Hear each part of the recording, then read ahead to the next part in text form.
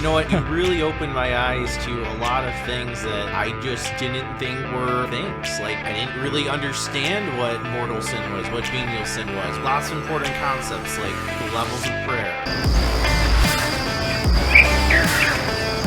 Welcome to the Rich Dawn, where eternal beatitude begins in this life. I'm Kyle Dean, and today I have with me Francis Boeck, a young adult in the Western New York community who has a really awesome faith journey, a interesting career path as a journalist, and is currently working with WNYathletics.com, covering the high school sports in the Western New York region. So Francis has done a lot for his faith community and the community writ large. Francis, how are you today? I'm doing well. You know, nice Friday morning. Getting ready for some football games tonight. I'm heading out to Lancaster for a big game. You know, these Fridays during the fall are kind of what I live for. You know, you get, like, just like they showed in the movies, the Friday night lights. You know, you don't get as big of a crowd around here as you see maybe in a Texas or other places, but you still like that community element, that like excitement, the smell of the grass or the turf. Yes. There's nothing else like it. The colors are changing. You know, this is I think our first episode officially in fall that's coming out. You know, I've got my fall orange, and you know, it's always been incredible experiencing the faith with you, Francis. You know, because we've been involved with Dynamis WNY as well. A lot of WNY going on. You know, the WNY love. The West New York region's incredible, and I mean, so we've done a lot, and I've gotten the opportunity to learn about a lot of your different interests, including your passion for sports and for really being able to cover the games that matter, and I'm blown away by how much you know about that field, because I don't know as much about it, but it sounds like, you know, you have an awareness of the different regions throughout the country where things are hot.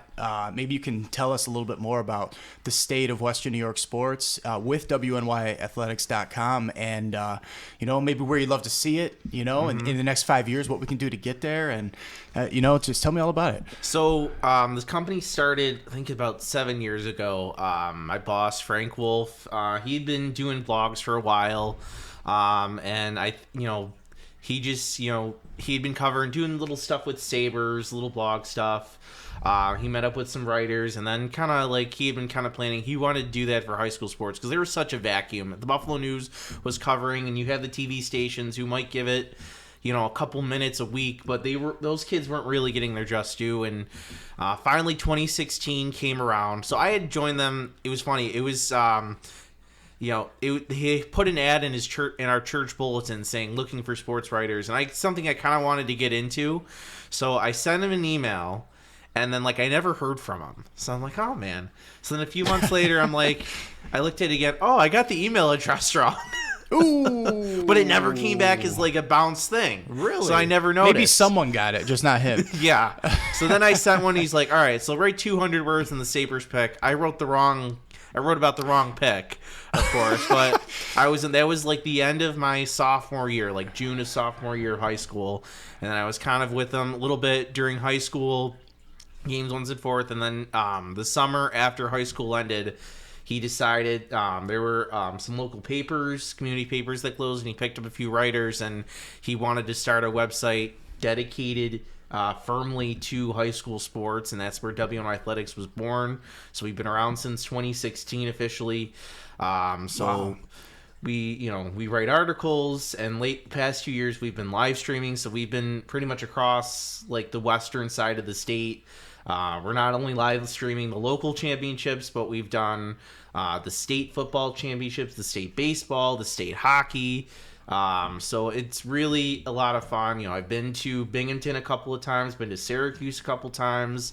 It's fun to see those areas, and I know you've done some charter schools as well. Yeah, we have a couple charter schools. In fact, there's 2 charter school teams now, which are one of them is brand new. The other's kind of been around for a couple of years.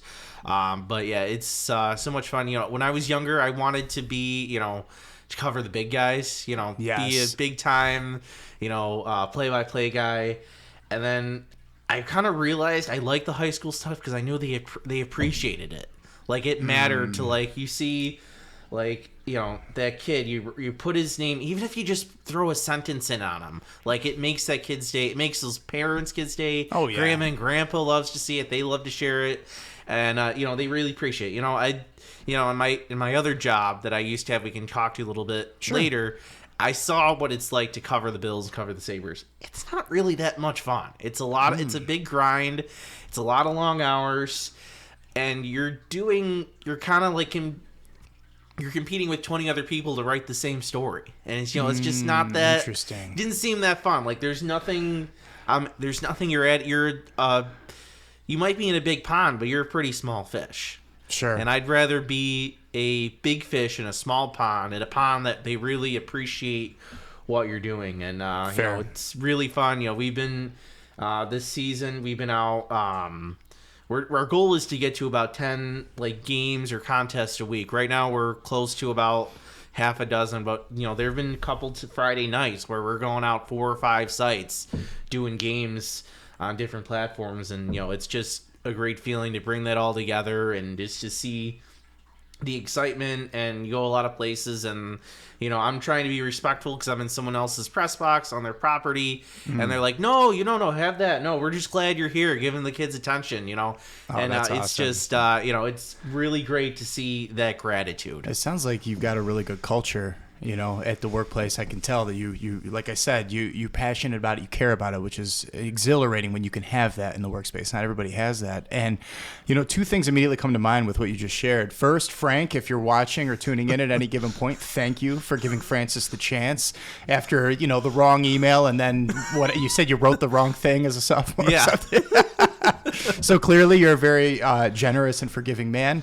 And obviously, that was many years ago. I'm sure you're killing it in your craft. And then the second thing that came to mind is, I don't know if we should cut this episode or not, man, because what if there's all this competition now in the high school space? I bet it would probably be welcome, at least at first, right? Because at least you'd be getting more matches. But obviously, all joking aside, clearly there's a difference there. There's a difference in the culture, as opposed to, obviously, like you already touched on what's going on a national level. It's so saturated. It's so, and it's interesting. It's entertaining and it's important. But I can see how there would be a very distinct experience with what you're doing right now. You're kind of like trailblazing, which is cool. Yeah, a little bit. We're trying to pick up where, some of the other media has kind of left off. That's the way we kind of see it. We see ourselves. We try to help them as best we can. We don't try to see them really as much. I mean, they still kind of are competitors, but we try to we're there for the kids. And right. When we see someone from those stations there and they know us, they might say, hey, they might ask us about something. Hey, that happens a lot, which we're happy to collaborate with them, or at least give them our 2 cents on whatever. Right. That's always good because it's about the kids. Sure. And, might as well just mention it now. I alluded to it at the very beginning with the intro, right? Journalism past, big time. You worked for CBS. You know the industry. And so obviously what it's like to maintain those relationships with your fellow crew members or anybody that might show up from another affiliation. And I got to say, out of I've cut 8 episodes before this will be number 9. You've already shown more video camera presence in the first 5 minutes than I think I've seen. I've done this a few times. You clearly know what you're doing, and it's awesome, man. It's awesome. So, engaging the audience. This is what we're doing, because this show is all about. I always feel weird calling it a show or even a podcast. It's real life. This. What we're conveying here is building up the community, right? Being there for the community. So it's really awesome that we get to open by showing some love to our high schoolers and all the incredible sports they got going on. And like you said, what better time to do that than right now at the beginning of the season, beginning of the school year? Yeah, we're already into week 4. The regular season's just so short. It's always already halfway over. What? Oh, yeah. No. For which sports, though?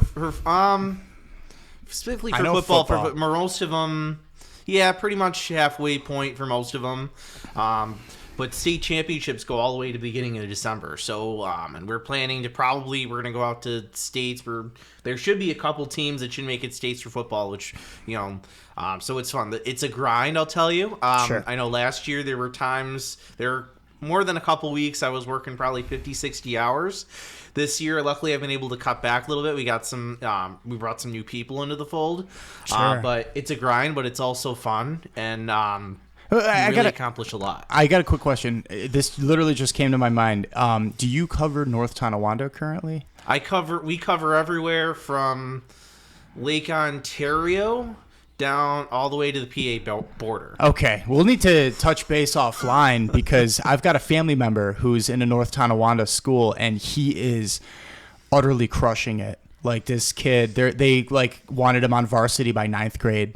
Like, he's one of the best they've had in a long time, and obviously I've got a humble pride for the fact that he's, my family member. So anyway, we'll sync up about that. I'd love to hear more about if their sports games are being covered. But awesome.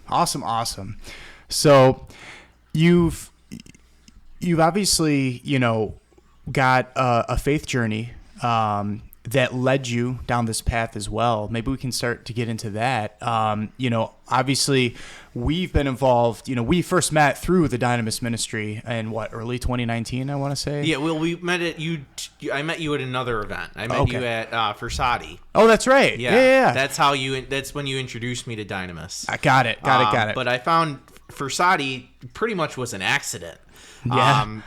I was at St. Amelia's for a long time as, growing up, and my youth minister sent out a Facebook invite to an event at Ellicott Creek Park, and I was thinking like, oh, it's going to be like St. Amelia's people, maybe there's some other parishes showing up and stuff, Oh, was this the picnic? Yeah, picnic. Okay, yeah, because they usually meet in at Our Lady of Pompeii, but this was back in the day. I mean, they're not as active anymore, but yeah. So I went there and I realized I'm like, oh man, I know nobody. In fact, I knew one person, but he was the reporter. I think he's still there, Patrick Bucci, with Western New York Catholic, who I met a couple years ago at World Youth Day because he was covering there with us when we went to Poland, which by the way was a great experience. Yeah, once in a lifetime. Ask anybody who went.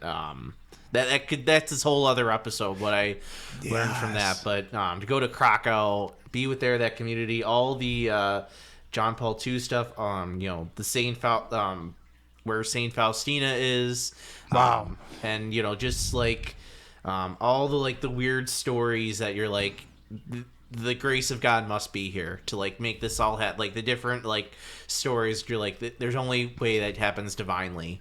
Amen. But so I knew him, but I knew no one else. So I'm like, we know him too. He covered Dynamis when we first got off the ground. Okay. Pat, great guy. Yeah. Yeah. So I knew him, and then I'm just around, and I'm like, do I leave? I don't know. I'll just stick it out, see what happens.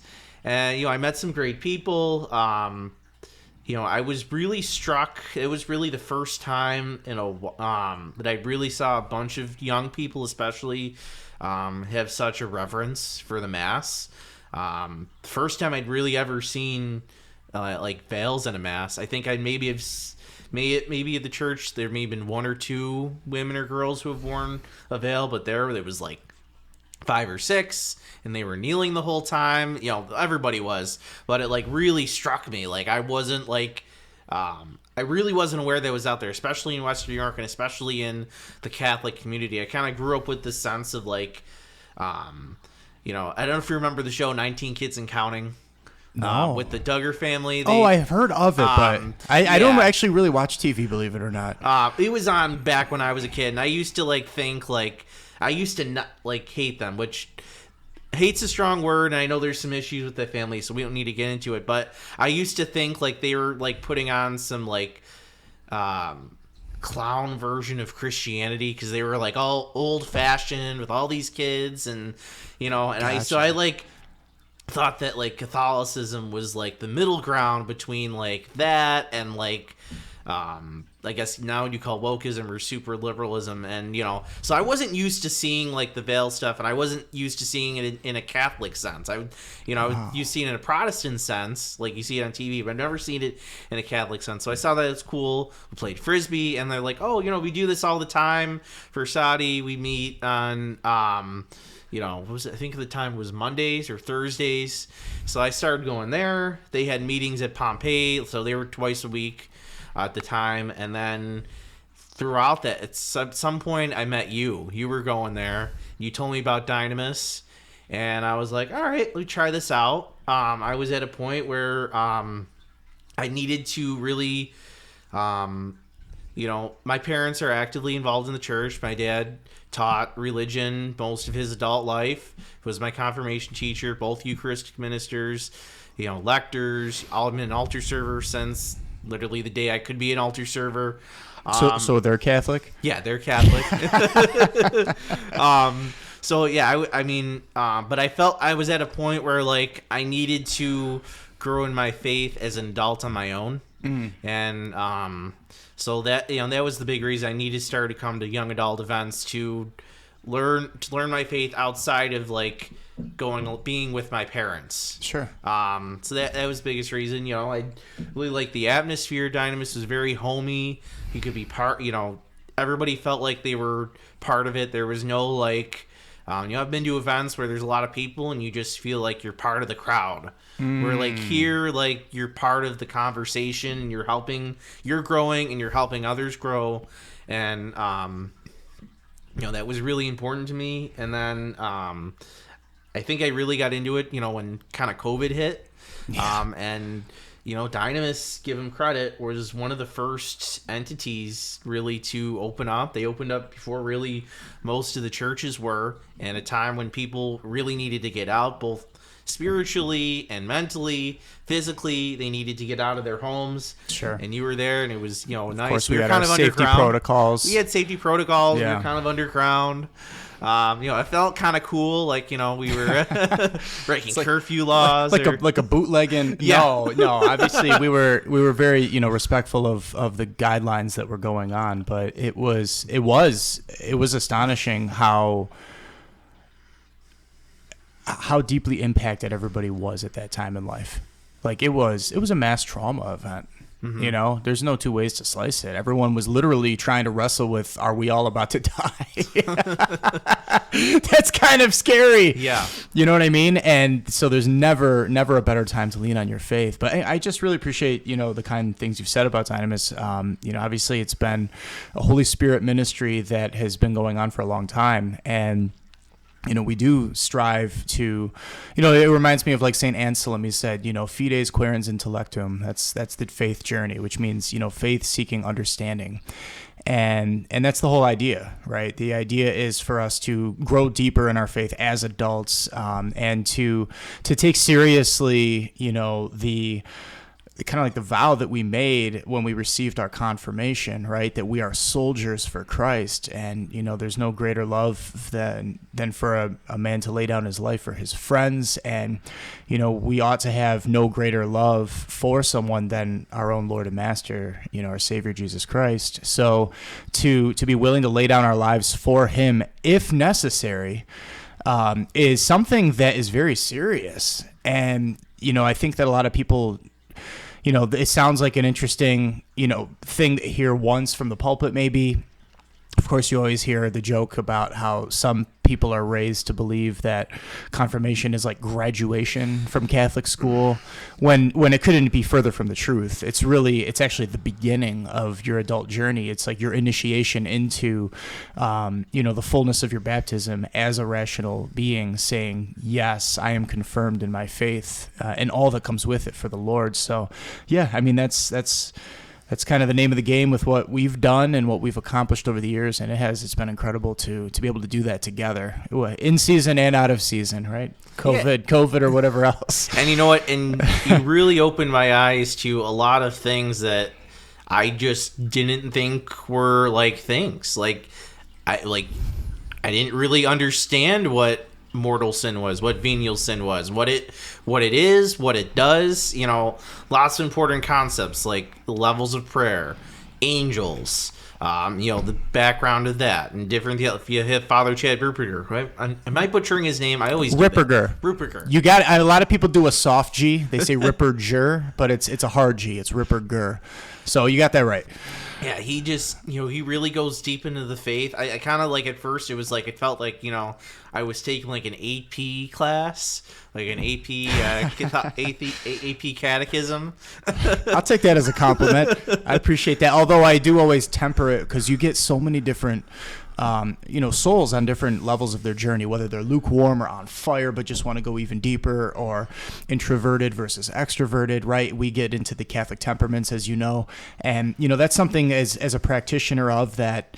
I've studied this stuff for many years. Obviously, I go for theology, and when you know how to read a soul and understand where they're at, it really helps to, it's called spiritual theology, right? It's this idea of, that's where any good spiritual director comes in. They can tell, as you, particularly when it comes to the temperaments, when you become adept at it, you can tell what temperament somebody is almost immediately, right? It's in the way someone walks. It's in the way they talk. It's in the way they carry themselves. And so I firmly believe in, temet nosce, right? Know thyself. It's the plaque above the Oracle's house and the entrance in that first Matrix film, where there's all kinds of archetypes. It seems to be a very, very popular film.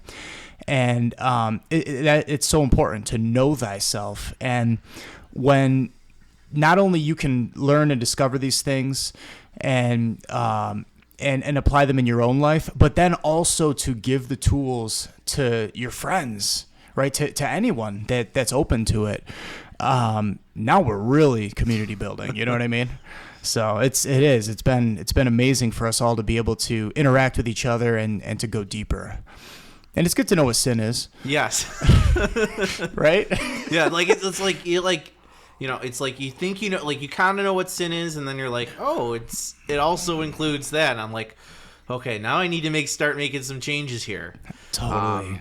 Which is important. It was like a tough realization. Oh man, I'm not doing things the right way. Then it was also like, now I have the opportunity to fix it, which is always important. Which is really the goal of ministries like this, is to get people on the right path. Totally. And there comes a point where it's all grace too, right? We're not leaning on our own strength, just like we're not leaning on our own understanding even, right? Like I always like to emphasize, Pat and I talked about this in episode 8, that this isn't a ministry for scholars, and we're not trying to become scholars, but we're getting armed with the knowledge. And so we take in, sometimes it can feel like a fire hose, which isn't all bad. There's famous theologians out there that are known for literally being a fire hose. They show up at Our Lady of Victory or wherever, the local thing gets put on, but people flock to it.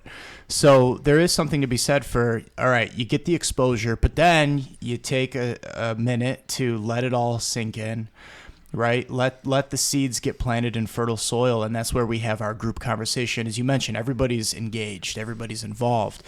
And,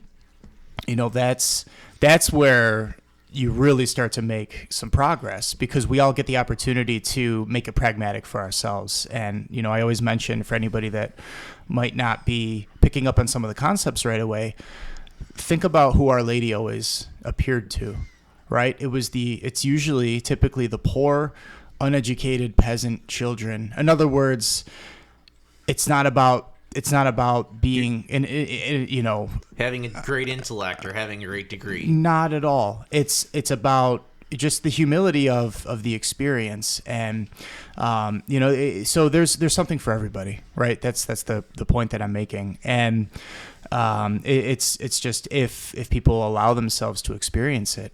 And to your point, sometimes every once in a while you might have to have a conversation with somebody that's just not willing to believe that sin is real, for example. I hate to say it, but you run into some strange scenarios like that sometimes, and you just have to, in humility, say, maybe this ministry isn't for you now, and I think that I learned that early on in becoming a ministry leader, that somebody pointed out that, if you never say no, all your yeses mean nothing. And that might seem counterintuitive to some people, right? Because kind of like how you mentioned, you saw that show and you had this strange caricature of what it meant to be an authentic Christian or what it doesn't look like. And, I think we all go through that sometimes, particularly earlier in our conversion journey where, I certainly had my own viewpoints on, religious people. And, I think one of the caricatures that's out there that's not authentic, that's not effective, let's say, is this idea that, oh, well, aren't you supposed to be a Christian? Therefore, you're supposed to be just loving and accommodating to everything. And it's like, nope. No, we say no to sin. We put our foot down, and you have to set strong and healthy boundaries in different areas, like love the sinner, hate the sin, stuff like that. Those are real things. Those aren't just concepts. And, it takes a level of fortitude to do that and to develop a culture that has that. But so what would you say is, what are the 9 levels of prayer, by the way? I can never remember them, but I know. And you'll be the first one to say it. It's your favorite soapbox. It is my favorite soapbox. It is. You always go through them, and I always forget. I'm like, oh, he's on a soapbox again. And as you're saying them. But as long as you know, and obviously, where eternal beatitude begins in this life, right? It's the subtitle of this show because it is so important to strive for the 9th level of prayer even in this life. But as long as you remember that, level 2 is mental prayer, right? And the upper 7 levels of prayer beyond that are accessible through that doorway. That's the point at which you start to root out basically the mortal sins in your life, right? And that's where grace takes over at a certain point in this journey. It's like I said before, it's not about what we can do at the end of the day. It's about disposing ourselves to God's will to take over. And it's about, putting yourself in the right position, like being here, being at church, going to mass daily. I've been, I was thinking about this the other day when you sent the text about coming in today. I was like thinking, like, a couple of years ago, I never would have imagined like I'd be I'd be doing the little office. I didn't even know what it was, let alone thinking like I'd be praying from a book 3 or 4 times a day. On a good day, right? Or going to daily mass a couple times a week. Like I was like, there was a point where like I was like, I'm going to mass every Sunday. That's all I need to do. Check the box. Yeah. 5 precepts of the church done. Yep. I did what I did. I did the bare minimum. I helped out. I volunteered for stuff. I was a good person. I thought, all right, I'm in good shape. Because you look out at the rest of the culture and they're not usually going to church and stuff. Right. Or, they might go to church, but it feels like it goes in one ear and out the other. And then, it was the sense of humility, like, no, there's, Francis, that's not good enough for you. You got to go even higher. It's not just good enough to be above the others, which I probably even wasn't.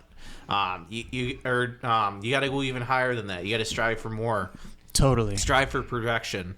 So it was good to, it's good to do that. You get out of it what you put into it. And I appreciate that witness. It's funny, I heard a priest at a daily mass last Thursday I was at, and I'd never seen this priest before, but I could just tell he's on fire with the Holy Spirit. It was like really inspirational, actually. And he said in his homily, it was a homily talking about, casting the net, trying to cast a wide net, right? Peter and the apostles were, trying to capture these fish. And at first they just weren't getting any bites, right? They were trying and trying, but it wasn't happening. And then Jesus, he's like, you got to increase your faith, now go do it again. And the priest compared that to, if you're only going to mass on Sundays, you're not going to cast a wide net. And I was like, oh, you don't always hear that, right? Because all you sometimes do hear is, just make sure you're following the 5 precepts and you're good. Get to confession at least once a year. It's like, wait a minute. Padre Pio, who many understand is like one of the great saints of our generation, if not all time, is, he went to confession every single day. If he needed it that much, like, what does that say about the rest of us who are not like levitating through, in the air and bilocating and all of this and that? So, it's you get out of it what you put into it, right? Mm-hmm. There's a philosophical principle. You can't give what you don't have, but conversely, you can give what you do have. And yeah, that's the name of the game in our ministry. It's just, expose people to these treasuries that we have in our faith, and let people plumb the depths and figure out what works for them. Yeah, especially the Exodus program was really an eye-opening one. I think that really took me to another level where, you really humiliated yourself. You have all these disciplines for 90 days. You could look them up, but, no sweets, cold showers, no electronic kind of deal. And what it does is it teaches you where you're strong and where you're weak, and what addictions you truly have. You don't know what you're truly addicted to until you can't do it. And I remember the weird part was, like, I knew what would be tough, but I also, it was interesting to know what I didn't really need and what I wasn't actually addicted to, and what I did more out of, what I didn't need, and that's when I, really started to go to daily mass, pick up the office, and, I don't know if it's a program. I think you would agree in this. It's probably not a program you should be doing every year. Really, I did it twice, and I think that's it for me. I think if I did it a third time, it would be as if I'm going through a change in state in life. Like, I know we had a couple guys who did a second or third one, Sure. was they were getting ready for marriage or for their first child. Like, I think it could be good in that scenario, but I think it's one of those things where it's kind of like a hard reset in your life. Yes. And then you can, afterwards, it's your job to figure out, what am I going to bring back and how am I going to bring it back? And then, building that moderation, which is why I did it, the first time was kind of purified. I knew what I needed to do and I didn't. And then the second time was, all right, now I need to sure up on some things. I need to, and then figure out then work on the moderation after, which I've been working on now. But yeah, that's also a great program if you really need to get your life back on track and do a hard reset. That's the perfect program. That was one of the biggest fruits of this ministry, doing Exodus, and learning about yourself and what you truly need in life, and how you can control some of your lower appetites. Yeah, we've done 4 of them so far, and we've got season number 5 coming up. We've already got a bunch of guys that have been expressing a great interest, so probably limited availability for that, coming into 2024. But Exodus has been tremendous, and I completely agree with you that, like anything involving spiritual discernment, it's going to be a case by case basis. The number one thing that it cannot be is this, you can't be pressured into doing it, or you can't, do it for competitive reasons. That is so the wrong mentality going into it. So it's not I did 2 of them, I did 3 of them. No, it's actually, like you said, it's a very humiliating to do it. And the more you do it, if you're even called to that, the more you realize wow, I needed this because I had something I had to work on, right? See how you can turn that around. Mm-hmm. But also, it's just a matter of, once you know what you need to do to completely eradicate mortal sin in your life, that comes with levels 2, 3, and 4 of prayer. We call it the purgative way. There's an active and then a passive purgation that takes place in the soul. And then with levels 5 through 8 of prayer, generally you see this illuminative stage where the mortal sins are gone. And at that point, you're just working on venial sins and imperfections. Right. And that's the name of the game up until, until we make it to the pearly gates. And like we said earlier, that's another thing a lot of people have a misconception on nowadays, is that, they do think it's just, as long as I make it to Mass on Sundays. It's every single day of your life should be an offering to the Lord. And, our bodies are temples where the Holy Spirit is supposed to indwell. So we should get to a point where the Lord is constantly on our mind. And therefore, if we're filled with the Lord, there is no room for those, even the venial sins anymore, right? Like swearing or whatever the thing might be. Just every moment of your life, is a moment to make that self-active offering. And Exodus is a phenomenal way to really explore those realities. It's like a spiritual director's it's a fantastic tool in the toolkit to strive for that sanctified perfection. I'm trying to think of a question to ask you, and I Let's go. I'm ready. I'm ready when you are. Oh man. Well, I'll answer the question that I know that's been on your mind. The resident fly that's been flying around ever so annoyingly. That's actually a celebrity. We flew in. Is that the Mike Pence fly? Yes. How did you know, bro? See, first question right there. I think that was like we watched it here. They're live. Yeah, we were. I think that was like a co-ed night for Dynamis, and wow. Yeah, and then you I think that. Yeah, you had. Oh, that was to be clear. That was after the formal part of the night was over, because those are late debates. Yeah, we have an informal part of the night where people can just fellowship. Yeah, we didn't just set up. All right, guys, we're going to watch Mike Pence now. I actually am. I'm very. You talk about healthy boundaries. I'm super clear with people that this is a completely apolitical ministry. Like we don't get into that. I think that as spiritual people, there's like a responsibility to be almost like a referee over both sides in a certain sense, right? Because there's the good, the bad, and the ugly across the board. And if it's not in accordance with virtue, it's not Catholic. So anyways, but yeah, that was the Mike Pence fly. So don't be weirded out if you see it. Do you have any editing skills that you can teach me to just like eliminate that completely? Because I don't think I have that capability. Not really. I mean, you could probably. Problem is you have to do it like you'd have to pick your spots, like wherever it would sit. You can get rid of it for as long as it's sitting there. I love it. It's hard to get the motion. You're like, it's actually possible. You're just not going to put that amount of effort into it. No, that's like half of like my job. Like somebody will come with an idea, like. It's possible, but there's a lot of work that goes into that. We also have a budget. Let's think about how much time do we want to spend on that versus other things. But totally. All right, ask me some questions. What do you got? Let's see. I that couch you have. I think I saw a picture once where like you must have been like before you moved, and it was like all like. It was the original leather. Is that true? Like, how long has the cover been on there, or have you needed the cover?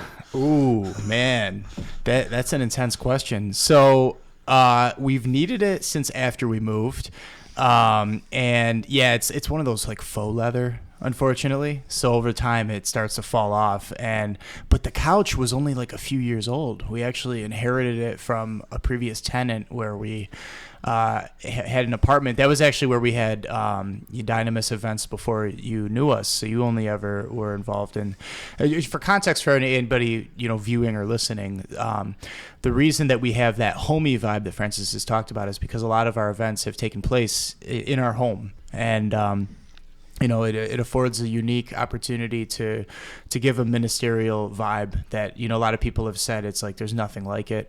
I think maybe the next closest thing that would be pretty cool to accomplish would be like if you were to hold events in maybe like a parish rectory, right? You could, but you'd have to be in the living room because this is different. It's different than being in the church basement or a cafeteria or a hall somewhere. Like it's, big time. It's a homey environment. There's a warmth to it. You don't have to worry about we gotta be out by a certain time so the maintenance man can lock up and go home. Or, you don't have to deal with the fluorescent lighting around or the hard chairs. Our family's the maintenance crew, but it's a labor of love, and we've done it for almost a decade now, and. So that I actually more interesting than just saying when we needed those couch covers is how the couch got here. Just a testament for anybody who's tuned into episode 3. To date, it's our most popular one. It's with Dan Lawson, a Catholic counselor in Western New York region.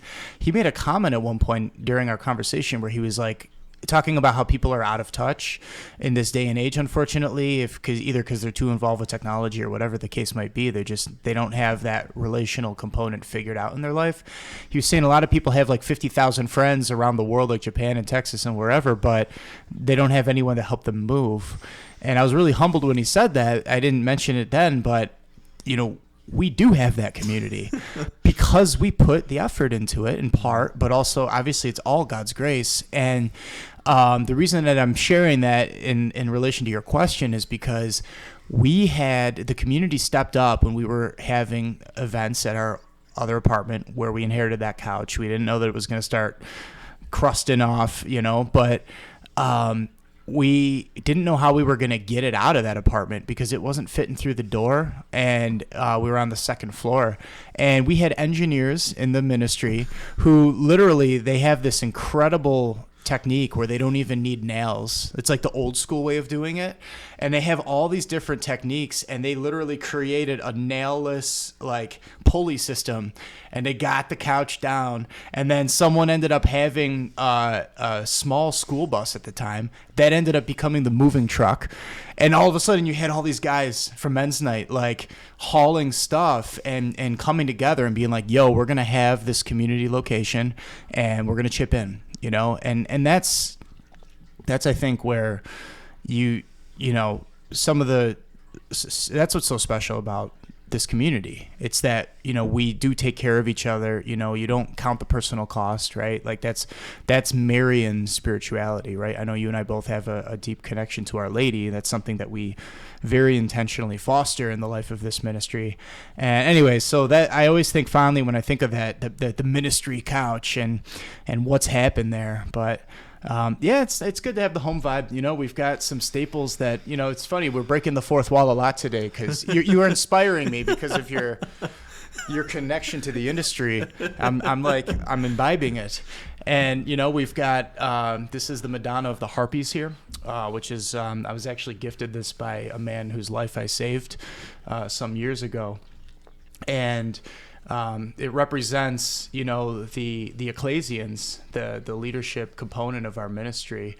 Like our Lord, has like a nature, an essence, and a personhood. Like the nature or the essence is the whatness of God, and then the personhood is the who of God. So too, like Dynamis is like a what, like it's the ministry, it's what we do, but then the who are we is the ecclesians, right? And so there's a deep mystery here that'll get unpacked sometime. And then another component we have the philosophy wall and the theology wall. And a lot of times when we have our ministry events, we have the opportunity in the moment as the Holy Spirit inspires to crack open a moral manual or something about Christian spirituality, something about church history, the Summa Theologiae. And, we go really, really deep, or writings of the saints. Even the catechisms, like we were able to put real meat on the backbone of the conversation topic of the night, right? Mm-hmm. That's another thing that I always love about what we've done over the years. You've got the ministry couch, you've got you've got that value add with going deeper in these spiritual works. Constantly people are checking out books, and we're either gifting or loaning, and yeah. Speaking of community, not to take this conversation a little bit of a turn. Let's go. Because we are in Buffalo and the road renewal is happening. So let me start out with this question. How do you balance in terms of going to Mass? How do you balance versus this is the type of worship I want versus like this is the community I want to be in? Because that's something I've always struggled with, especially these past few years, like finding the worship and the community, and also balancing that like what's best for the local church as a whole, the church as a whole, and I think those are questions we need to consider in the road to renewal. So how do you like balance that? Like I want to worship this way. This is where I feel comfortable worshiping versus like the people I'm worshiping with. Fascinating. Well, that's a layered question, right? Because there's what works for Francis Beck, and then there's what might, what principles could universally apply to anybody that's thinking about that concept or any related concept, right? Anything ancillary regarding how to strike that balance, right? So if I were to answer that question for you, admittedly, I have to start in humility by mentioning that I'm not as involved yet. And I know with like the Road to Renewal, there's, like 5 to 6 parishes, typically maybe a little less, are being grouped together now as a family, and there's conversations that are being had. There's like pillars and stuff, like, yeah, there's pillars, and I know there's in-reach, outreach, there's administrative, spiritual, stewardship. Basically, like the 6 elements of what makes a parish. Sure. They're pillars. So and the idea is there's representatives from each parish supposed to be on those pillars to figure out, what needs to be done in those areas. So as of this recording, I wouldn't be able to speak on that level of granularity. Well, what about I guess we can start out. We don't have to go deep in that yet, but Sure. Just on a simple level, how do you balance like I like being in this place versus like I guess let me rephrase this. The most important thing is Jesus and being there at Mass, but how do you balance that with like that you feel welcomed by the people in there, that it's a thriving parish community, Sure, that also like that it's thriving in terms of not only spiritually but in terms of like people attending and numbers and even financially, which I know we don't want to make too much of a focus on, but it does matter. So how do you have to be in the black to continue to exist. So how do you like balance that versus like this is like I like being here because I believe this is the way for me to worship Christ versus like I'm looking around and I don't like half the people here, or they don't like me, or Sure. like like this parish might be too small. Is this responsible for us to be open if there's only these many people here? So how do you balance that? So let me start just by asking this: what would the alternative be? Alternative what? Oh, okay. So I had this super plan. I don't know how great it is, but like, what if you had because there's an element of this of like tradition and people holding on to like, this is where I've always been, this is the way things have always been, I want to keep it that way. Sure. And like my thought was like, what if we get to a point where we're like, what if we get like 15 super parishes, and like because I go back to less than 100 years ago, people around here would walk an hour one way to get to Mass in the winter. And the reason they built all these churches, especially here, specifically in the city of Buffalo, was because... We have a lot of churches. Yeah, it was because the growing population and people didn't want to walk quite that far, or it would come down to train tracks would be in the way. So, I mean, it's interesting, like, people like were willing to walk an hour to get to Mass 100 years ago.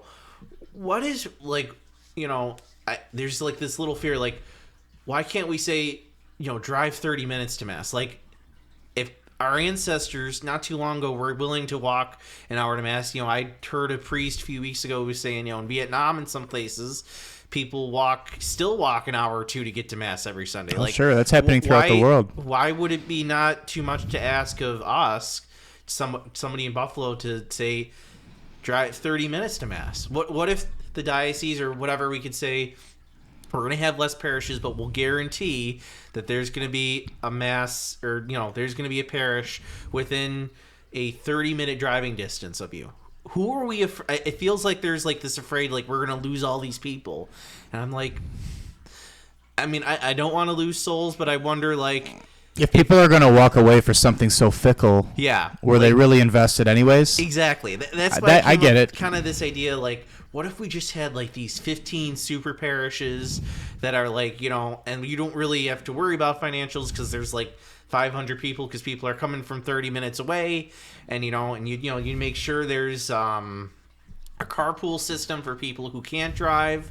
Right. Like, what would that, like, is that a better? But then I also balance that with like, I also like going to Mass, and I don't really like being around people. I like being in my own pew and not like, there's not as much shit. I mean, I like people in the church, and I see the value of like when there's babies crying. I'm rather they're crying in church and not crying at home. Sure. And I get that, but I also I don't want to be packed as a sardine. I want some room for the Holy Spirit in there. Sure. At Mass. Wow.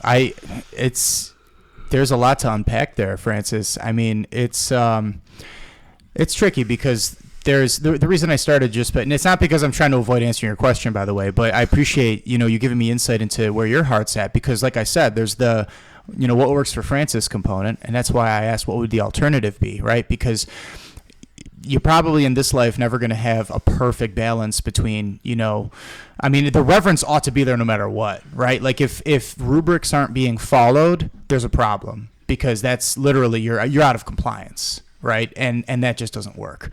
Now, I've heard, I'm involved at Franciscan University. I'm aware of charismatic circles. I'm also aware of very traditional circles, and I have a deep respect for what works wherever the Holy Spirit is authentically moving, right? So you need to have, room for the Holy Spirit, but not at the sacrifice of the rubrics. I think that's an important balance to have.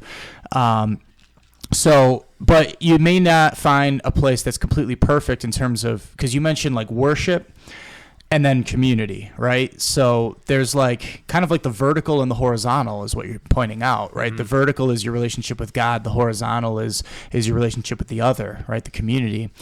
And, you want to see that be healthy no matter what, right? Like community is such an integral piece of sanctification, right? I love Mother Angelica's quote, like, we'd all be saints if it weren't for people. And, right, like we exist to smooth out each other's rough edges. And so, but in order to have a community, there has to be relationship, right? So it's not real community if there's no real relationship. So you have to be really conscientious of what community really means, what it is, and when something can work or when you need to shake the dust off your sandals and move on, right? So, and I like how you brought up, what happened 100 years ago. I pray about that a lot, actually.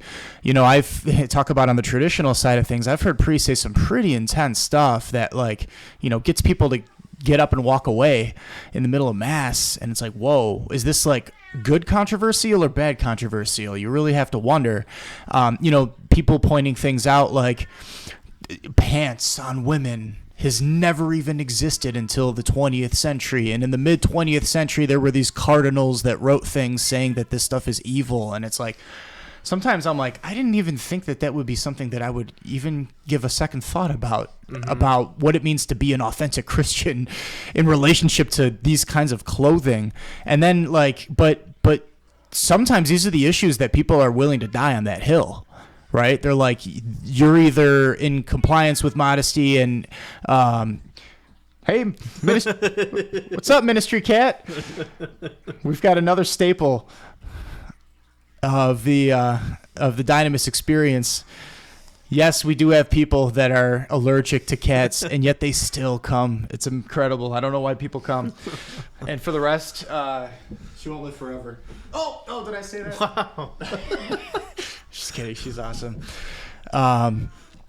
But so when you think there, and why did I go on that side note with that? The point is that just in general, try to put yourself in the shoes of our ancestors from just maybe about 100 years ago or prior. Hey, gorgeous. All right, she's just going to hang out with us this episode. This is another first. So, there was a time when, like, for example, you've got Colleen Hammond's book there, Dressing with Dignity. It's a purple book. It's probably out of camera shot, but they get into this subject. They point out certain like immodest attire, like bikinis. They actually go into the history of the origin of the bikini, and it was named after Bikini Atoll, which was a reference to the atomic bomb, because the clothing was so tiny, atomic, and it's just weird stuff. And you recognize that back in the 50s, they couldn't even get actresses they couldn't even pay them enough to make them wear them. Like, it was just considered so immodest and inappropriate. So there is something to be had for that conversation. And you think about it like, wow, bikinis never even existed until a couple decades ago. Like, this idea of certain kind of clothing that people wear, you put on any show from the 1800s or prior, and everybody is very well dressed. People, when they would go to pools or the beach, like, men and women would be separate a lot of times, or at least, everyone would wear like full length clothing, just like the rest of their clothing. And I'm not saying necessarily that we have to get back to that. I'm painting the picture by saying, to think about what happened 100 years ago versus today, let alone the rest of human history versus today, is challenging, because now things have sped up so much with the advent of technology and everything that came with it. There's a certain law about, like, a law of exponents, and how much more stuff becomes available, whether it's hard drive space or whatever, the bandwidth of the amount of information that's being conveyed is literally unprecedented that we know of in recorded history. So it's hard to compare what we should be doing in the life of our church now to the way things were before. But I also would like to see us get back to the basics in terms of some tradition, right? So like before cars were around, you weren't allowed to go to other churches. Some of it was necessity, like you said, like you can only walk an hour or however much. But I feel like I'm going to need to pause this and give this poor cat something to do. Oh. All right, hold on. I can take care of this. All right. Oh. Say goodbye. So you look back 100 years and, you know, people weren't even allowed to go to a certain church. You had to go to the church within your locality. And so I'm thinking about more universally now, like answering your question and how you're going to get so many different souls that have a different take on this and what they think is the right way forward.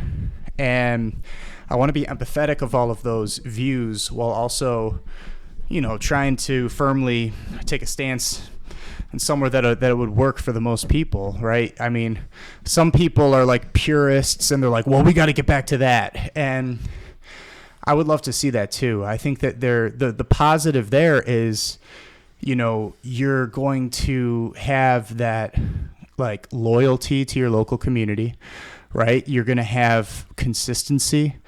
One thing that's supposed to happen for a soul to attain perfection is to have a regular confessor that actually knows them over time, right? Like you could still be behind the veil, but a priest is going to know the voice that they're hearing, even if they don't know who you are, over time. And, you know, you're not going to get that benefit from a consistent community unless you're going to this, you know, unless you have that consistency in place. So there's just so much wisdom about getting back to that.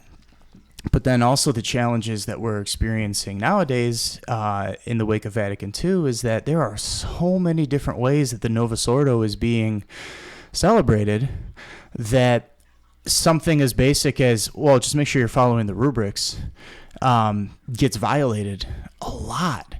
And I'm sorry, but for anybody that's like wants to go to that, well, you got to go where you're supposed to go. It's like, okay, but we're not going to put the genie back in the bottle that vehicles exist now. And that totally changes the paradigm of, you know, getting somewhere and the amount of accessibility that you have. And, you know, the sheep are not going to tolerate, that are invested and that know better, that know their faith, are not going to tolerate, you know, like abuses. Right, we're people don't want. Who wants to be abused? No, no one. Right, like no sane, rational person. So, and it's tricky, right? Because it's the challenge. You also don't want to leave for like any little thing and be like yeah, right, and that's back to the balance, right? So how do we strike that median path, the narrow path, if you will, right? I don't know. I mean, I've thrown a lot of concepts out there. What do you think based off what I've been saying so far? I mean, I feel like, you know, it comes down to the Mass. Yeah,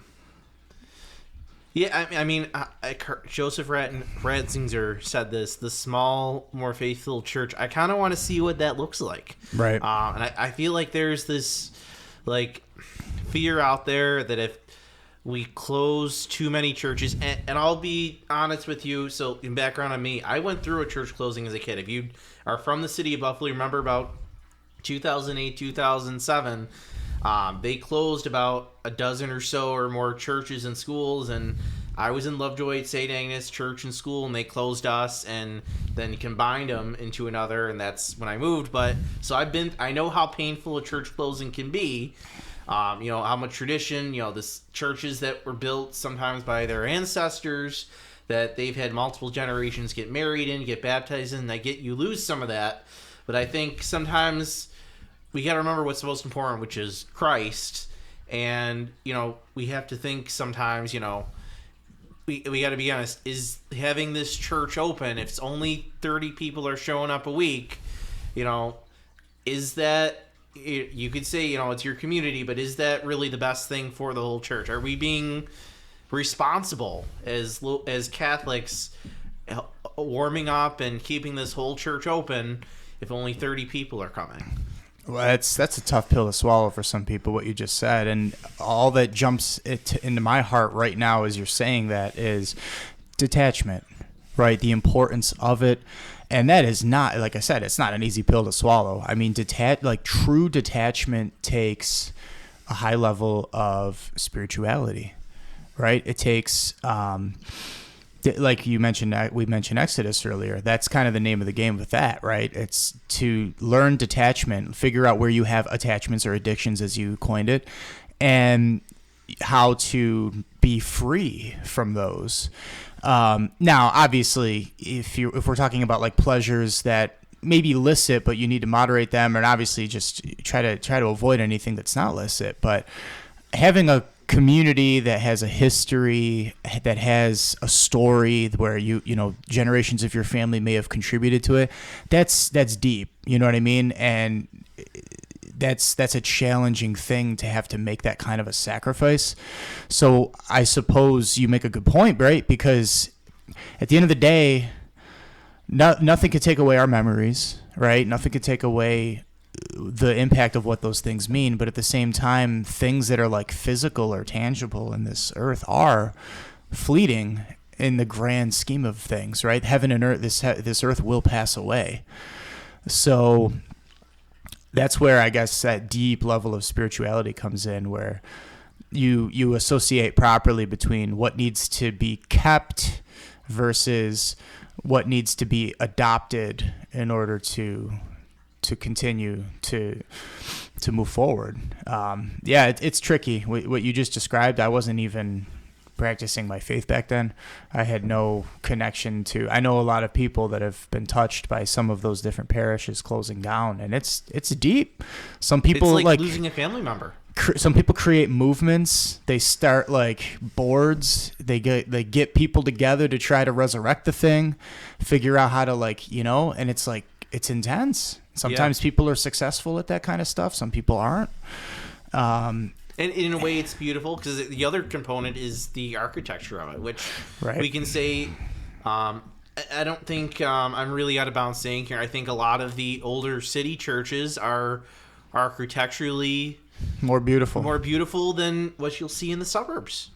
And there's I was thought about this a while ago, because the reason why they built these churches then in the suburbs was around the 50s and 60s, when you had all these people flocking to the suburbs. I remember hearing stories of the early days of St. Amelia's. They would have mass in a parking lot, and they would get a flatbed truck and have the priest would be up there on the altar, and that's how they would a bunch of people in cars. They would preside there, which is cool to see. But I'm also thinking and of course, they wouldn't had the foresight to thought that what has happened in the past 56 years would happen. But what if they moved out to the suburbs, but you just still went to that parish on the east side. You just drove you just, rather than go to a new parish, it's only 5 minutes away. What if you just continued to take that 25-minute drive every Sunday to the church that your great-grandfather built with his bare hands, and they went to from when they first came over, when your family first came over to the States, to Buffalo, that's a far cry from these 15 super parishes. No. Well, but you wouldn't even need that though, right? If you think about it, of course, if there's no suburban parishes, there's no big parishes in the suburbs, and people just continually went to their parishes, and you never would have closed the St. Agnes's, the Visitations, the St. James. Wait a minute. What about people who don't have vehicles, though? Well, I think that's where you go back. You got to figure out a carpool. I mean, I feel like carpool, public transport. If you feel like what if you know what the Eucharist means to you, what it should mean to someone. I mean, you're gonna figure it out. You're gonna figure it out, or if you're a family, you have a van, and you have your neighbor is a little elderly, older woman who shouldn't be driving or can't drive. If you know what that means, you know what she knows what that means. You should be willing to offer her or riding in your carpool a little bit. We're supposed to take care of widows, orphans, the elderly, right? I mean, if you're really committed, it shouldn't be too much of a burden to ask somebody. You get these 15 super parishes, you figure out some sort of carpool deal. Like, hey, there's this. You go to this guy, like, say, hey, there's this older couple or this older people who can't really drive very long distances. Can you give them a ride? And you're like, and you should be like joyful out of charity. You should want to do that because how much they need it. And, right. Plus you build relationships that way. And especially if it's like you have a young family with an older person, you're providing them life, wisdom hopefully is shared between the generations. I grew up with my great-grandparents right next to me for, a lot of my younger years. And, that's important to have all those generations around. You learn wisdom. You give life to them. It's a symbiotic relationship. Oh, for sure. We need to get back. I think people, because of the culture, they get so focused on themselves. But I feel like, if you really got people to, and I'm not saying we should necessarily do the 15 super parish thing, but if you could, I think you could get people to buy into, there's this woman, it's a little bit out of your way, but she needs to get to Mass. You're obviously already going 30 minutes to get to Mass. You get how important this is. Can you go a little bit out of your way to help to pick up somebody, drop off somebody? So I think it's stuff. I think it's stuff like that. But yeah, that's going back to it. So instead of closing down all these parishes, what if we just never opened all these other parishes in the suburbs, and people just and then you would have every Sunday people would come down to the east side, go to their parishes. What would the east side look like if even if they didn't live there, but they still contributed to these businesses, to these communities? Maybe those neighborhoods and those people who live there would be in better shape if the more people from the suburbs would visit these areas more often, be there and be part of these, contribute to these communities, even though they're not specifically living there. I think that one could make a case that we would need to get involved in the broader community on a deeper level than even just the faith level at that point, right? Like my wife is a geography major, and she nerds out on this stuff. Like they learned a lot about zoning and the development of an urban area versus a suburban or rural area, and I guess you have to say politics that are involved with that. Business decisions that are made, right? I mean, a lot of people are aware as you get older, you learn these things that even the manner in which public transport, the buses are available in different areas, it starts to really weed out once you hit the suburban area. And some people on boards apparently make these decisions based on selfish reasons, like you mentioned. Some even, argue racism or whatever. You've got different groups of people that have different levels of access and ability just as a baseline. So it's a very nuanced and multifaceted conversation for sure, right? There's what's going on at the church level and just finances, as you mentioned, but then there's also just the people, the human component, right? And we're also talking about, we're thinking about the people that we're hoping are showing up, the people that got the memo that it's not okay to just tune into a telemass anymore, during COVID, right? Mm-hmm. That was unique in the history of the church. And it's tough. It's tough. I'm in the technology world, so I do a lot of philosophizing on a lot of different things. My mind, while you were talking, was even going to, what happens if driving in a drone or these the Jetsons, these air vehicles is going to start to become popular, or if they somehow do end up making it so that we're not driving anymore, or that it becomes self-driving in these super cities. That's going to radically transform the way that this conversation would even be happening. It's so hard to figure out what do we need to get back to versus the genie's out of the bottle on that. We need to come up with new, interesting solutions. But at the end of the day, I think the fundamentals, you got it right? Like, I think we have to go back to that spirituality at the end of the day, right? Like it has to be an outlook, above and beyond anything else. You can't have the attachment to the building. Like, do we all want to have, for me at least, I want to have a very beautiful looking church that's well put together, that has the kind of architecture and statues and structure that lift my mind and heart to God, right? Like, that's what I prefer. That's what I would want. And you ought to be able to find those things, and you want a community that you can commune with and relate to, and you don't have to get along with everybody, and you don't have to, you're not going to be everybody's friend all the time. Yeah. But you have the ability to grow in virtue together, even through those experiences, right? As long as you're looking for those things, none of that really involves the physical at the end of the day. Like, yes, we're going to end up having a church building, and yes, the worship will take place, and yes, it ought to take place in a really beautiful setting and be done according to the rubrics. But if you have detachment from the things that are, especially things that are not in your control, and that you're supposed to just grow in virtue all the time, then you're probably going to be able to handle whatever comes our way. You know what I mean? Mm-hmm.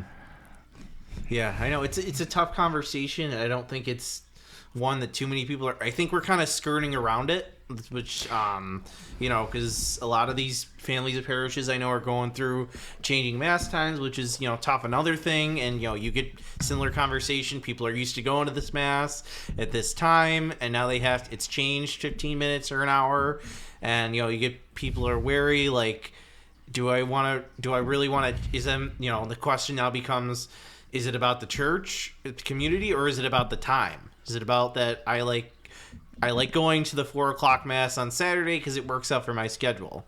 Yes. And if they take that away, all of a sudden, will you be going to that Sunday mass now at that parish, or are you just gonna start to look for another 4:00 Saturday parish? And there's nothing wrong with the 4:00 Saturday mass, but these are questions we need to think about. And the other, and part of it is, and I think the fear is if we cut too much, people are not going to come away. But my thing is, and I get that, you don't want to turn too many people away, and you don't want to make it too hard for, I think of, the old widow who can't drive. You want to make sure she can still get to church. But at the end of the day, you got to do what's best. It's about the Eucharist, it's about Jesus, and it's about what's doing best for the church as a whole. And sometimes we need to say, what, this has got to be how it's be. We can't afford literally to have these many masses. It doesn't financially make sense. It doesn't, I'm trying to think for the right word, prudently make sense. Sure. And I mean, I know you can say, it shouldn't matter how many people are mass, it's still the mass, but on a certain level, if only 3 people are attending a Sunday mass, you got, that's not a good use of the priest's time. It's not a good financial use of the church's funds for the utilities of the church. You got to start making these decisions. There's definitely priests that are really struggling with driving around to 6 churches on a Sunday. That's a lot. That's very taxing. I don't think that was ever the norm before. No, I mean, you would have you'd be at your parish, and you just worry about that parish and the community that surrounded it. Sure. And I think this is a really interesting conversation, Francis, because I guess where I'm at in my faith journey currently, believe it or not, I know we're literally rolling cameras and doing an episode here to put out information, but for me personally, I'm not majorly involved in anything like that. I guess you could think of me as more of the individual contributor. I'm just the parishioner right now. Mm-hmm. And I commend you for being a leader in your church community. Are you involved with the pillars and all of that? I'm part of the in-reach outreach culture. I'm actually at the East Side family parishes. So it's Corpus Christi, St. Stan, so a lot of the Polish churches, and then we have in Lovejoy, Catherine Drexel, which ironically, that's kind of where it started for my. Sure. I was at St. Agnes, and that's where they combined to use Catherine Drexel. So now I'm kind of working with them. Kind of weird circle there. I would just say we're putting this on the internet. This is a Buffalo First movement, but anyone can tune in. So we won't necessarily get into the specifics of what's going on there because that's very that's close to home. But in general, I guess I would just say, so obviously, you proved my point just now, right? Like you are invested and you are thinking about these things on that level, and it's so important. We need to have boots on the ground doing that. We need those considerations to be made, decisions to be made. And you're helping me now as just an individual contributor, like a parishioner. Like I'm thinking and praying, it's like, wow, what would it be like for me to like show up at my church and I didn't even know some of this stuff was going on, and then all of a sudden I'm being told, oh, your mass time slot is not going to be the same anymore, and now I have to be, I have to wrestle with that decision. And you're making a really important case right now for, grounding every decision that you make in that spirituality and personal sacrifice, right? Like if people had an awareness of the amount of intentionality that's going into these conversations, and could be given at least a piece of, thinking like, listen, maybe you're going to walk away because this time slot's not available anymore, but maybe 15, 20, 30 other families are going to do that too. And now we're in a real dire strait. Like, do you care about this specific community? And if that information isn't being conveyed in a really like loving and charitable, but also maybe frank manner, like just a truthful manner, like lay it all out there. Like these are the considerations that we've thought of, then people might not even think twice about it. Like at least from the pew, you know what I mean? Yeah. They're just going to be like, all right, I'm just going to make a really quick decision what works for my family, and that's that. And so obviously that's a manner of just like how we have the hierarchy of angels, right? Like you have to have a really solid hierarchy in place in order for any operation to go well. And right, they open up their intellects and their wills, and they beam light and love and knowledge, and it's top down. Right, it trickles through the 9 choirs that we know of, and it's a super fascinating thing to understand. As you mentioned, we do a deep dive on that in Dynamis, so we have a certain level of adeptness in that. So too, at the human level, when we are experiencing this, you want the pastor or whoever's going to go on the pulpit to make a really communicative case for the state of affairs, right? So that the parishioners can really weigh those considerations.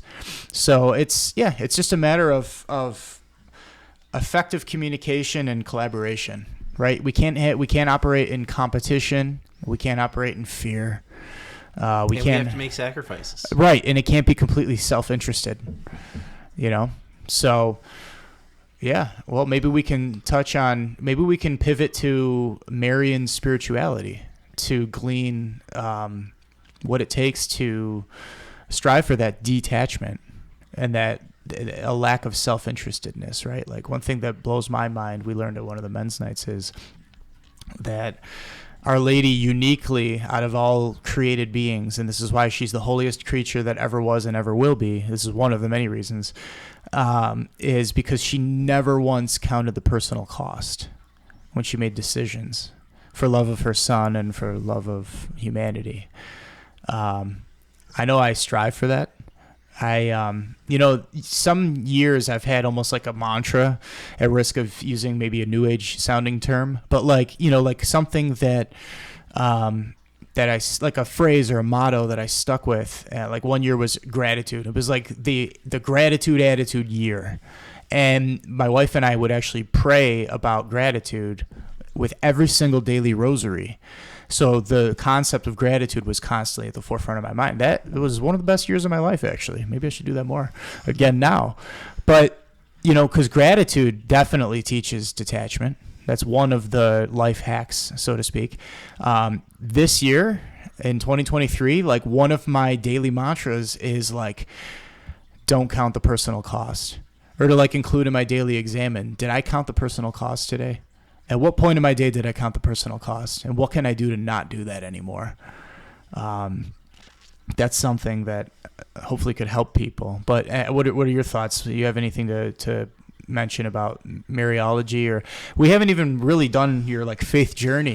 I guess that'll have to be for maybe another episode. Yeah, but obviously there was a personal growth and development there, and then there's also, you know, like you can give what you have, right? And I know you've got some wisdom. Yeah, I mean, you know, going to daily mass is important. Praying the little office. It's nice because I feel like I'm kind of... Well, we do the little office of the Blessed Virgin Mary, just to be clear for our viewers and listeners. It's a component of our ministry. It's been there for a while, and it's worth 100 rosaries a day, according to St. Alphonsus de Liguori. Now, how does he like break that down? I guess, and I'm not really a math guy, but does he mean like if you do lauds and vespers? I've wondered that as well. I mean, obviously, we know if you do all 8 hours, and you know, His Excellency, you know, we've of course meet with him with some regularity, and because he's blessed our ministry, and he actually mentioned it's okay for us to do prime, which is amazing because Sacrosanctum Concilium 89 touches on the importance of doing an office, and it lists the current parameters on that. And yeah, it's made very clear there that, you know, is the 100 rosaries a day only if you do all 8? Maybe.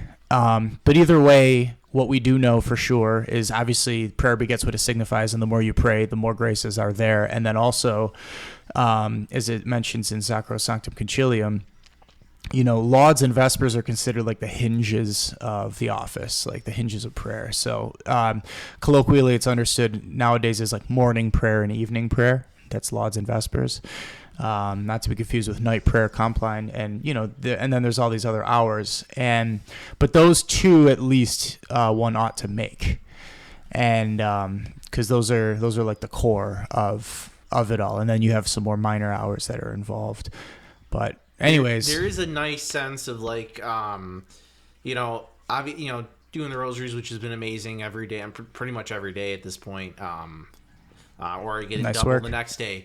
But there is like a nice part of like, you know, I have a break at work and I can just hop in the car and I can read an office for 5 minutes, and like I feel like I'm plugging into like a larger like network of people also praying these prayers, whether even if it's just, you know, our group in Dynamis, there's a good half dozen of us at least that do the office, and obviously it's international. I'm assuming it's in most languages, but it's nice to kind of be like for a few minutes to kind of plug in with like a bunch of people across the world, like in prayer, and you know, there's, you know, everybody can do a rosary, and you know, it can be sometimes a little taxing because it is 20 minutes, so you really have to. I mean, for me, I have to like plan it out a little bit. Like if I don't get my rosary in the morning, I have to think of like, all right, where am I going?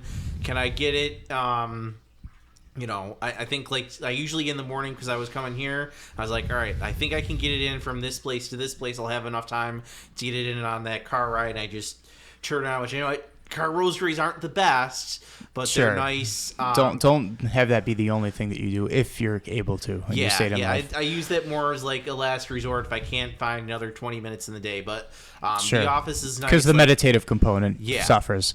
But it's nice, like, you know. But the office it's only a couple minutes. Most of the vespers lauds take me about 10. Need a little more, but like it's good to like plug in, like instead of just scrolling on my phone or, you know, doing something that I, you know, is mindless, I can do this instead, and it's productive with my time. Even if it's just a few minutes, it's productive. It's true. And it's a totally different it's a different spiritual devotion than a lot of other devotions, right? It's different than novenas. It's different than, you know, these different chaplets and things that people like to pick up. It's actually hierarchically, objectively speaking, the highest form of prayer next to the Mass itself. And that's one of the reasons, the explanations rationally, that it is worth so much in terms of its power and efficacy. And I run into this all the time. I even hear professors, you know, renowned professors make this mistake that they think that the rosary is the best thing after the Mass. And it's one of, yes, it's the sacramental of sacramentals, I would argue. And I highly, highly advocate for daily rosaries, especially for anyone in the West. because in the East, to be fair, they have a dispensation that they can do the Chaki instead, and that's a completely legitimate expression of spirituality. But there's liturgy part 1, which is the Mass, and then there's liturgy part 2, which is the divine office. And priests, clergy do it. They're mandated to do it, and they do a longer one. They do the breviary. But what's cool about a little office is it's something where we're also getting the efficacy of praying the divine office as laity, but it's manageable for us. And one of the things that's been really awesome to accomplish in the life of our ministry, once we learned how important it is to make oneself available to those graces, that level of grace, we were able to develop our own little kind of mitochondrial component to the ministry, which really serves it big time, not unlike how you have in certain like cloistered communities where like the nuns or the monks are praying all the time, and those are the true powerhouses of the church. And so, but to be able to accomplish that even as a layperson is a very, very important thing. And it all starts with, I'm just a huge proponent of just give people the why, and so like I said, it's actually considered a part of liturgy. What the crazy part is, that's like one of those things out there. One other one, the big one was the Secret of St. Louis de Montfort and the Secret of Mary and the multiplying power of the Rosary, like that group stuff, rosaries. like you have group rosaries, like that's stuff you never hear about growing up. And it was just like I could imagine, like if you would have told me at like 10 years old, like I knew about the Rosary, whatever, it's this nice thing to do, but it's like, you get grace from it, and if you do it with a bunch of people, you get like extra graces. You get graces from the highest person. Like, do you imagine like going up to a group of 5th graders? You're like, you should pray the Rosary every day with your friends, and you should do it with the holiest person there. Like you get the number of graces times the most holiest person. Like imagine, and the number of people present. Yeah, and the number of people present. It's like you prayed 5 rosaries in that one rosary. And it had the efficacy of whoever the Padre Pio of the group is. Like, to me, like, that's, like, it's such a simple concept and, like, a easy thing that I think we could, like, tell young kids. They're, like, I think you'd get them excited about it. Like, totally. You want to get extra graces, pray with your friends. You want superpowers? Yeah. Like. But, yeah, like stuff like that and, like, the little office, like, I never, ever heard about that growing up. And I don't think most people have. I think there's like, because of these CCD programs, there's so much going on in people's lives. They're, you can only get the Mass to do really the bare minimum.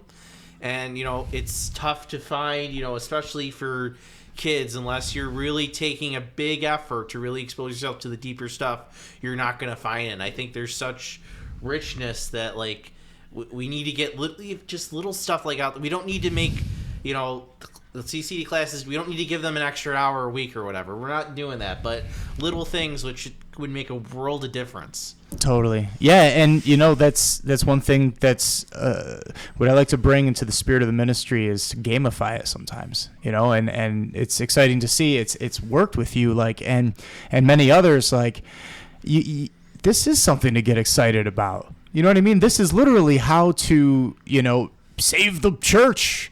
And, I'd say save the world, but like I said, it's going to go away someday. But like, we're not of this world, right? We wrestle with the world, the flesh, and the devil. And the way to do that is to plug in to, really powerful devotions, right? And, throughout the centuries, I remember reading one time these like 1700s theologians that were like, almost like kind of chiding, or maybe you could say maybe making fun of like everyday Catholics who are just so devotion heavy. And it still happens here in the 21st century. It's another thing that a competent spiritual director would pick up on and want to see corrected. And obviously the internet makes it very easy for us to just, you can tap into anything. There's so many litanies and so many chaplets and so many devotions. And, what a lot of people don't realize sometimes is some of these are meant to be kind of regional. Some of them are given, by a local mystic for a local community. And some are called blessed for a reason, right? We believe that if you're considered a venerable, that's not infallible. But if you're a blessed, yes, you're a saint. But the fact that you have a status as a blessed means, like Blessed Pierre Boccioggio Frassati, for example, if and until that changes someday, it's especially. There's a spirituality that's meant for the region that they impacted, or the group of people that they impacted. That's why, us young adults, we love Blessed Pier Giorgio Frassati big time, because, he only lived to 24. He did so much in his time. He would probably be the kind of person that would want to make a game out of doing the rosary, like you said. Mm-hmm. Just make it, like it's normal. So treat it like it is. Be a culture definer. Be a culture maker. You know what I mean? And but you don't want to be too devotion heavy. And my point is target the most impactful devotions. You know what I mean? There is a hierarchy there when it comes to the office that a lot of people don't know about. It's like one of the most powerful untapped treasures in the treasury, unless you do tap into it. And our local ordinary, our bishop, was super impressed when he found out that we do this. He said, I would like to see so many more people doing this. Keep going.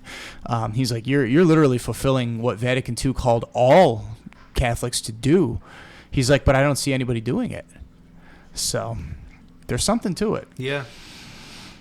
Yeah. And so what would you say about having developed in your Marian devotion? I think you've somewhat recently taken on the daily rosaries, and you're doing the office. Yeah, I would say, I can't remember. I would say more than a year for sure. Okay. Probably a little bit before that.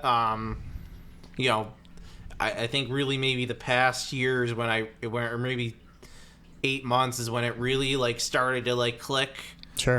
In terms of, but I think I kind of had started the process maybe a year or so before then, if that makes sense. Sure. So year of combined wisdom, if you were to glean it into just one piece of advice for people to get involved, or like a life hack that you employ, or maybe an interesting meditation that God has placed on your heart.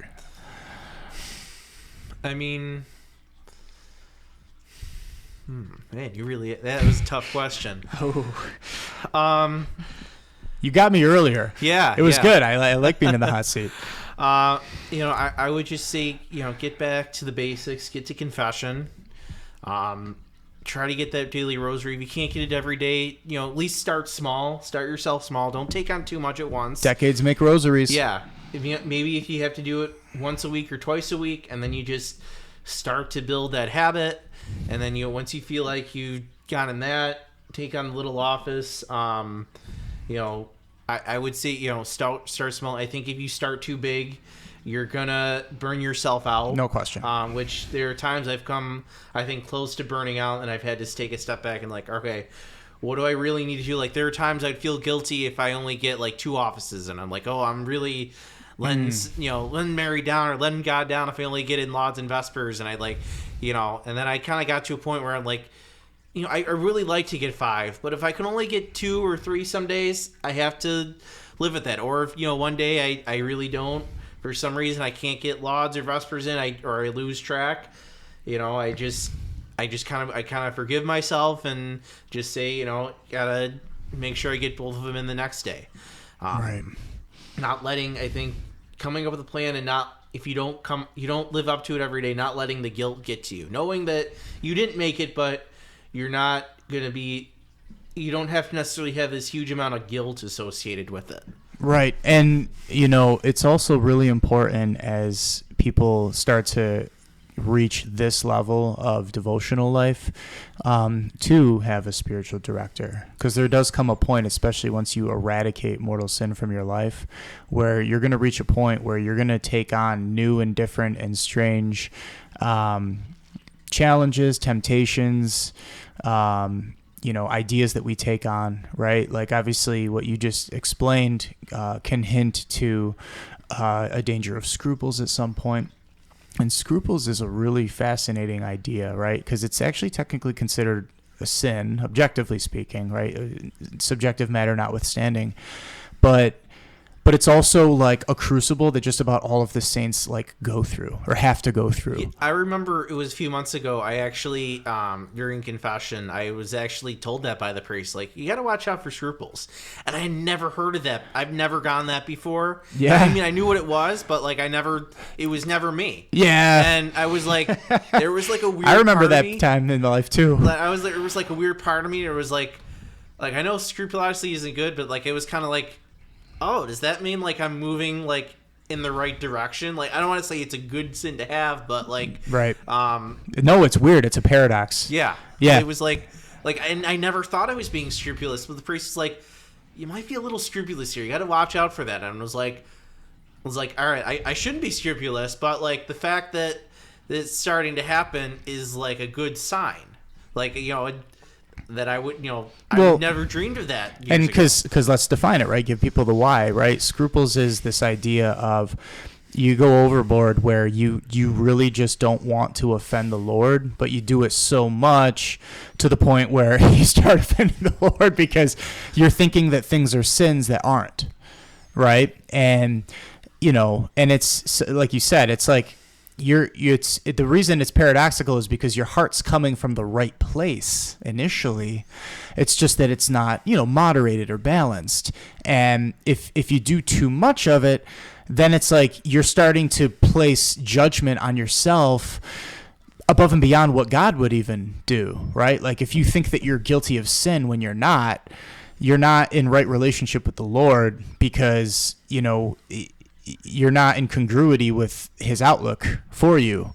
So yeah, it's ironic, right, in a way, because you're trying to reach a point where you never offend God anymore, which means you never want to sin anymore, and then that itself could become a sin. It's like and that's why it's fascinating. Like Saint Benedict is really interesting to get into because he gets into these like 12 steps to humility, and it can get so subtle. Like the higher you go, there's this like opposite concern on a level of pride, right? There's like these 12 steps of pride, like a descent into hell, that is important to be aware of. And yeah, when you start to reach closer to the apex of like making that grace filled break into perfection itself, there's this like tension of you start to become more and more humble. You're so humble, but there's still this like little tinge of pride that's very hard to detect.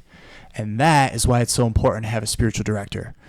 Because the spiritual director is that objective set of eyes that can, you know, spiritual eyes especially, and the other senses, to understand these concepts and to help a soul along with their unique disposition, right? Factoring in your temperament and everything else. It's funny you mentioned spiritual directors because I've been thinking about this. I think I might be getting close to a point, but I don't know a ton about it. So maybe because this is a mostly Buffalo audience, can you give, you know, maybe a little bit of, like for me and for the audience, what are the signs when you need a spiritual director? And then specifically in Buffalo, what's the best way of starting that process of like, I think I might need one. How do you start that process of finding one? And what does that kind of look like? Interesting. Okay. So when would you start to need one? Well, I kind of hinted at it earlier when I said eradicating mortal sin. That's the first big step. You know, levels 2, 3, and 4 of prayer is where that's starting to happen, which, you know, mental prayer, effective prayer, prayer of simplicity. There's this shift from more intellective focused praying, where the mental component, to effective, level 3, where it's more will focused. And after typically years and years of doing this, you've poured over so many concepts of the faith that they're so deeply ingrained in you that you reach the prayer of simplicity because you can just look and love God. And the totality of those concepts that you've spent years amassing are all there, like at once. And when you reach that level of relationship with the Lord, it's going to naturally become less and less likely that you're going to allow, certainly for mortal sin, to come into your life because you're thinking about the Lord so much and you're loving the Lord so much that you don't offend him, right? So you reach this point where mortal sin is eradicated, but you still got these venial sins that are imperfections, and you're probably at a point where you're going to want to start having a spiritual director, generally speaking, right? Because certainly the rule in terms of the tenets of Christian spirituality are once you have reached the level of the illuminative stage that's when you need a spiritual director. Right, there's the purgative, the illuminative, and then the unitive. St. John of the Cross gets into this with the, he talks about the night of the soul and the night of the spirit. I mentioned active purgation versus passive purgation. That's something that's kind of happening between levels 4 of prayer and then 5 and beyond, which are the mystical levels where you're not even willing them yourself. You're disposing yourself to God being able to do them through you. And so you go through a dark night of the soul, and then dark night of the spirit is between levels 8 and 9 of prayer. That's one of the most intense experiences on the way to perfection. But once you're at that first one, you definitely should have a spiritual director. So that's a very high level. We would need to dedicate an episode or more to, to truly do justice to all the different aspects of what we're talking about here. But that's the groundwork. How to find one, particularly in the Western New York region. Generally speaking, throughout the life of Holy Mother Church, it can be a challenge, a struggle. St. Teresa of Avila said that only 1 in 10,000 have the gift of being a spiritual director. So it's not incredibly common, but that's also, by the way, is why it's so important for them to be available to people and present to people, particularly in a day and age where there's so many souls out there. Like I've done the math, and who knows, maybe those stats were, they're probably anecdotal in general, but maybe they were also relevant to her time as a Sephardic Jewish, nun back in the 1500s versus in the 21st century with billions of people. But if there's 700,000 Catholics or so in Buffalo, New York, and 1 in 10,000 people have the gift of being a spiritual director, what is that like? There's 700 of them? I'm not a math guy. That's why I went to school for journalism. Or is it 70? I should know this, but I haven't had I haven't had any coffee today. But anyways, it's like you get my point. It's rare, and so they're not incredibly easy to find. And also the other challenge that you might run into is whether it's a good fit for you or whether they're really good in general. St. Teresa of Avila warns, she actually says that if you have to choose between a learned spiritual director and a holy one, go for the learned one. What is a learned? Okay, I guess that kind of confused me. Who would take the time to? Well, learned means knowing what the purgative way is, knowing what the illuminative way is, knowing what the unitive way is. Father Jordan Allman. Well, no, I guess my question is, who goes to all the trouble to learn all that stuff, but not to actually live it? That's I guess the confusing part.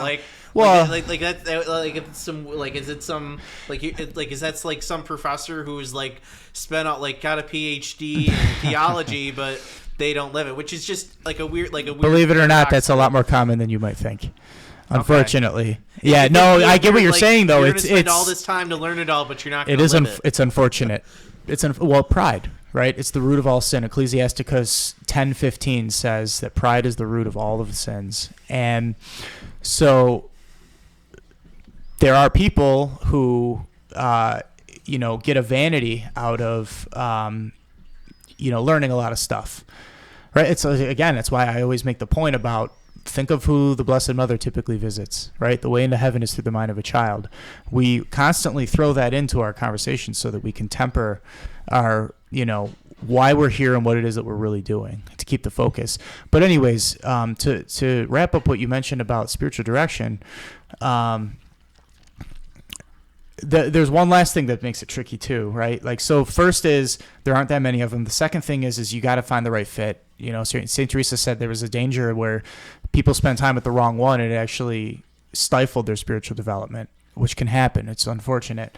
So you might need to meet 3 or 4 until you find the right one. And then also, once you have one, you're not really supposed to share who your director is. Mm-hmm. There's a 2-way discretion that's supposed to be there because they're bound. The director's bound by what you share with them. But also you should generally, a lot of people don't know this. I run into this constantly in ministry, but a lot of times if you share the advice they gave you with other people, they're going to think that advice applies to them too. And more times than not, it may not, right? Because that director has spent time with you and is catering advice to your soul, right? So all of that notwithstanding, generally I would recommend seeking clergy first, priest, so if you can. Pastor and say, this is what I think I need, Sure. and let them kind of take it from there. Well, if they're, some of them are more aware of the stuff than others in terms of the network of it, right? They should all be aware of it in terms of seminary formation. I don't know if you knew this, but the spiritual director of a seminary is actually generally supposed to be a mystic. Because there's certain gifts that come with being in the higher levels of prayer. But anyways, that's another thing we want to make sure is operative throughout the church. But that's a whole nother aside. So, yeah, you talk to your pastor, it's that balance, right? Because people might innocently be like, oh, my spiritual director is so-and-so, and you should go with them too. And it's actually better to have a therapist. It's better to have more discretion with that. Like, you could just say, well, I've heard that so-and-so and so-and-so over the years has done this. Maybe you can try to get in touch with them, call that parish's rectory and see, are they still accepting new directees, right? That's one way to find one. But also, we ought not be scrupulous. It's not always the priest. Like, I would recommend a priest first or a deacon because they have the grace of state in life. But St. Catherine of Siena, St. Francis of Assisi, some of these people who are, possibly laity their entire lives or just non-ordained, were among the best directors of their generation. So you really, it's not 100% that someone has to be a clergy to have that gift. Are spiritual directors, is there like a master list, or do you have to be like certified in some sort of way with diocese or nothing or something? There like is that? no mandatory certification. There are programs available for that, and they're highly recommended, generally speaking. I mean, the more you learn something, the better you're going to be at it. But there is no formalized, this is the one that you need to have in order to be considered legit. It actually does not exist. And at the end of the day, kind of similarly to how, people go to get degrees in order to be proficient at whatever, that's great. And it's a motive of a degree is a piece of paper that's a motive of credibility that you are good at this thing. That's not what makes you good at the thing, though. What makes you good at something is whether or not you have the gift or the skill or the knowledge or whatever it is, right, of that subject, of that topic. Again, you can't give what you don't have, but if you have something, you can give it. So, again, I only say that to say, that you can put that in the don't be scrupulous bucket. You know what I mean? But, yeah, I mean, and there's some fantastic programs that are out there. If anybody feels called to this line of work, I would recommend Father Jordan Allman, Spiritual Theology. It's a book that he wrote where he talks about a lot of the concepts that I'm actually laying out right now, like in terms of the discretion on the part of the directee, even with the relationship with the director, and so many other things, right? And being learned would be knowing the levels of prayer, knowing the temperaments, knowing... he actually says in the book, it's quite a challenging thing to read. He says that a true spiritual director, or like the best spiritual directors, actually have a good amount of awareness of all of the different spiritualities that are out there, like all the big ones, like a Dominican spirituality or an Ignatian or a Carmelite or a Franciscan, etc., Benedictine. So, I've had a number of spiritual directors in my day, and so that's one reason why I know a lot about it. And some have that ability and some don't, and some I've talked to and they're like, I would love to learn more about this stuff. I literally don't even have the time. A lot of our secular clergy, like our priests that are diocesan, they say they're so busy with everything that they're doing, administrative stuff, whatever, that they don't have the time of day to go deeper on some of these subjects sometimes, which is unfortunate. But I mean, fortunate or unfortunate, depending on if that specific priest is called to that. Well, I think we can, and it goes a little bit back to the road to renewal. There aren't enough priests out here, and I think a lot of them, are spending more time on administrative stuff than I think they should, or really they would like to. And I think, that all goes back to what's the future of our church, so we have good priests that we can have more of them freed up to be spiritual. They're not all tied up worrying about paying bills and making sure all this is going and stuff. I know a number of deacons who are like, oh man, they're looking at us to do that now, and I don't even know whether that's the answer. You know what I mean? Maybe the laity can step up as well. Yeah. But, well, Francis, it's been a great conversation, Yes, man. it has. I really appreciate you coming on. Yeah, I wasn't quite sure where this was going to go, but I figured. I mean, we talked about a few things ahead of time. Barely. And then we just kind of like. This is one of the and then we just least kinda bullet like, points episodes that I've probably had. And it was great. And the dawn has been getting richer by the moment behind you. And I appreciate you coming at this time and bringing fall in style. That's right. It's, you know what? I consider fall, like, because I work with high school sports, so I still consider the school year, like, once it starts fall. But I guess you're right. This is, what do they call that? By the calendar, this is seasonally. The equinox. Equinox, this is officially fall. Yeah. Yeah. But yeah, before you know it. Right around St. Padre Pio's feast day. Yes, that's right. And then before you know it, it'll be Advent, and we'll be talking about Christmas. Yeah. Amen, these months brother. all go so fast for me, at least. I don't know about you, but no question. These first few months, they go fast. It's true. It's true. The older you get, too. So, I'd like to give another shout out to WNYathletics.com. That's Western New York Athletics. Thank you for all of the great work that you do and for bringing exposure to our high school students and the incredible sports activities that they're doing throughout the region. And thank you, Francis, for doing that and for your insight on journalism and the faith journey and the road to renewal and everything else. I really appreciate you sharing of your wisdom.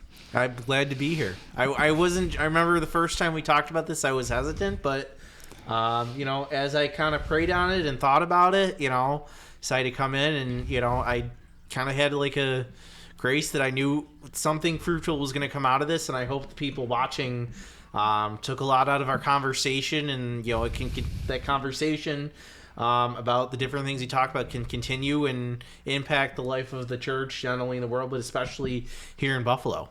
Amen, brother. Yep, all for the love of Holy Mother Church and for the greater glory of God. So if you enjoy content like this, we just thank you so much for tuning in, and we'd like you to be a part of more of it. If you could, you know the drill, if you could hit that subscribe button, it's the way for us to really spread awareness in our community, and that's the only reason we're asking you to do that, because we do believe that we have an opportunity here in the Western New York region to really just to serve and to grow and to develop together so that we can accomplish what it is that God would want us to do as we move forward in this time of church history. So thank you again for everything, and God bless you.